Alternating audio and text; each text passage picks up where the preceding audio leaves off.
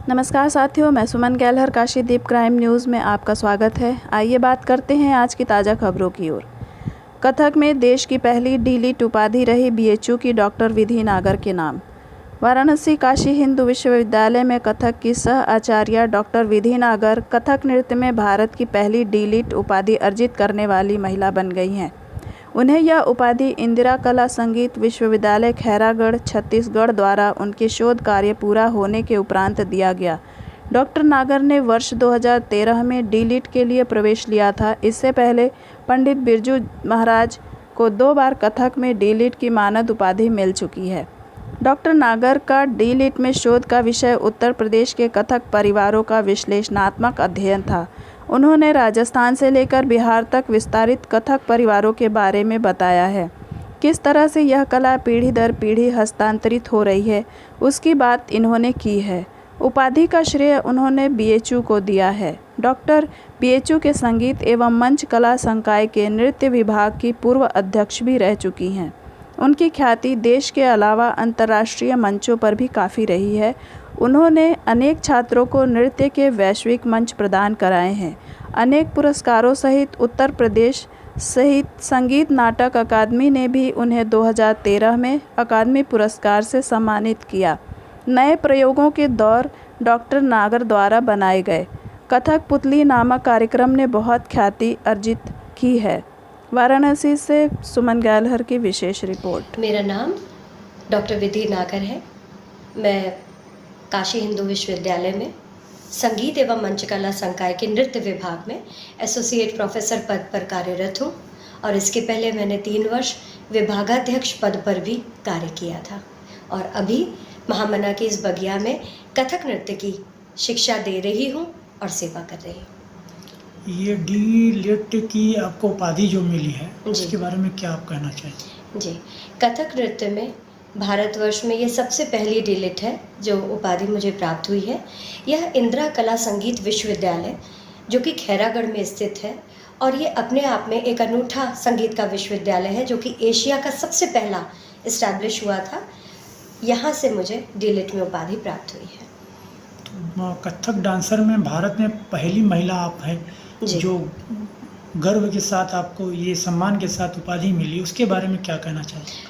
जी, मुझे बहुत खुशी है, लेकिन जब मैंने कार्य करना शुरू किया था तब ऐसा सोचा नहीं था कि ये भारत की पहली डिग्री मेरी झोली में ही आएगी और मुझे खुशी है इस बात की। मैं काम को कथक की सेवा के हिसाब से कर रही थी, पर उसके साथ ही मुझे ये सौभाग्य से गौरव प्राप्त हुआ कि मैं भारत की डीलिट धारक कथक नृत्य की पहली महिला हूँ। कथक नृत्य को लेकर के आपको अन्य देशों से कोई आमंत्रित किया गया या कोई उपाधि मिली क्या? इसके बारे में बताएं। जी, मैं ये भी बताना चाहूँगी कि भारतीय सांस्कृतिक संबंध परिषद नई दिल्ली, जिसको कि हम लोग ICCR कहते हैं, वहाँ की मैं इम्पैनल्ड आर्टिस्ट भी हूँ और टीचर कम परफॉर्मर भी हूँ। वहाँ से मुझे अभी हाल ही में कनाडा जाने का एक न्योता मिला, जिसमें 26 जनवरी को कनाडा के ओटावा शहर में मुझे भारत की ओर से नृत्य करने का अवसर प्राप्त हुआ। साथ ही इसके मैं USA के मेरे कई ट्रिप्स हुए हैं। मॉरिशस में लगातार 3 साल तक गई हूँ और नेपाल, श्रीलंका इत्यादि पड़ोसी देशों में कई बार जाना हुआ और कुछ वर्षों पूर्व मैं जर्मनी भी गई थी।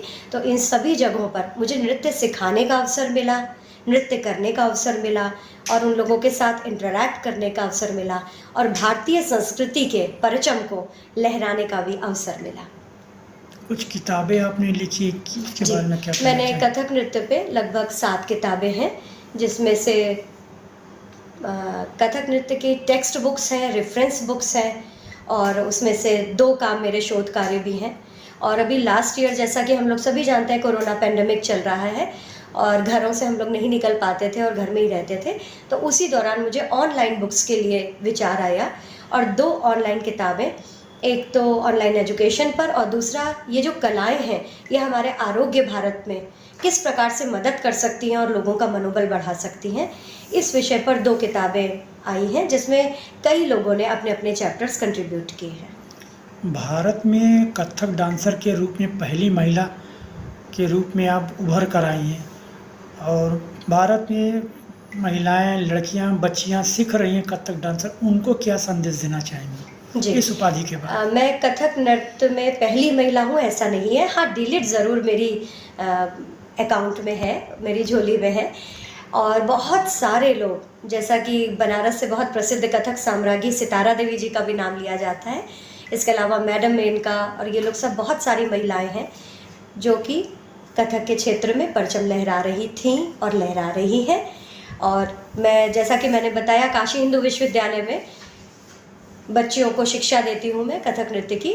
उनको मेरा यही संदेश है आज इस मंच से कि कोई भी कार्य को करने के लिए धीरे धीरे कदम जमाकर आगे बढ़ते जाना पड़ता है। और हमारी जो भारतीय कलाएं हैं ये बहुत तपस्या, साधना और निष्ठा मांगती हैं। इसमें निष्ठापूर्वक अगर हम कार्य करते जाते हैं तो निश्चित रूप से फल भी मिलता है और इन कलाओं का प्रसाद भी हमें प्राप्त होता है। क्या शोध करने से पहले विभाग से या कहीं अन्य जगह से आपको कोई डांसर के रूप में कोई उपाधि मिली है या कुछ भी सम्मानित किया गया है? जी, अनेक बार ऐसे अवसर आए हैं जब मुझे, जिसका एक वाकया मैं आपके साथ शेयर करना चाहूँगी कि ये बात है सन 2002 की।